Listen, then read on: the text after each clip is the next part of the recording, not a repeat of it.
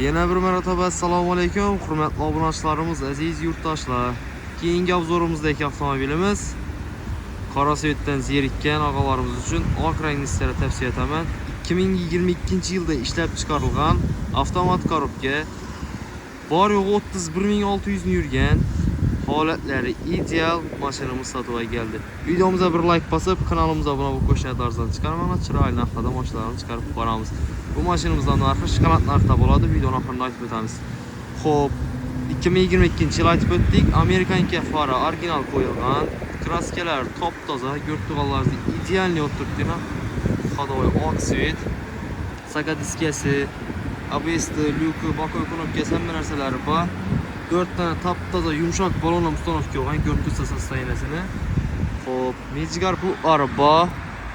Salon qismini o'tadan bo'lsak, 4-pokoleniya metan gaz, oyoq tinda polik, yine shipkalari, torpedalar ham ideal holatda turibdi. Kirchiq-pirchiq defekti yo'q yine.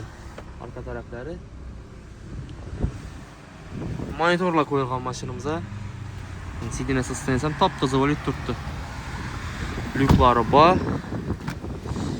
Yine 22 texpasport, 23 kuzov mashinamiz. Balonlarına hizmet verip qaranglar, top-toza sostoyaniyada turibdi. Full pozitsiyada mashinamiz. Arkasına optra stoplar ham qo'yilgan. Narxi esa 150 million aytilishi. Üstünde gelişiladi. Avtokredit, barter, hamma variantlar bor. Avtokreditda faqat Xorazm viloyati hamda Qoraqalpog'iston Respublikasidan chiqadi. Eldan 28 million so'm pul kerak bo'ladi. Hamma rasxodlar ichida bo'ladi. Oylik to'lov esa 4 million 100 dan tushadi. 5 yilga.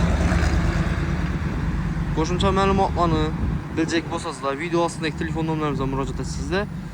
Ma'lumot berib o'tamiz, xudo xolasa. 100% rodnoy kraskasi, probegi kraskasini bemalol proverka ettirib, tekshirib, mashinamizni xarid qilsangizlar bo'ladi. 2022 texpasport, 23 kuzov.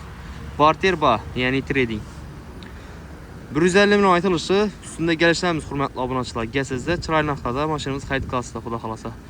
Asa yangi gap shu, videoga bir like bosib, kanalimizga obuna bo'lib qo'ying. Sog' bo'ling, salomat bo'ling.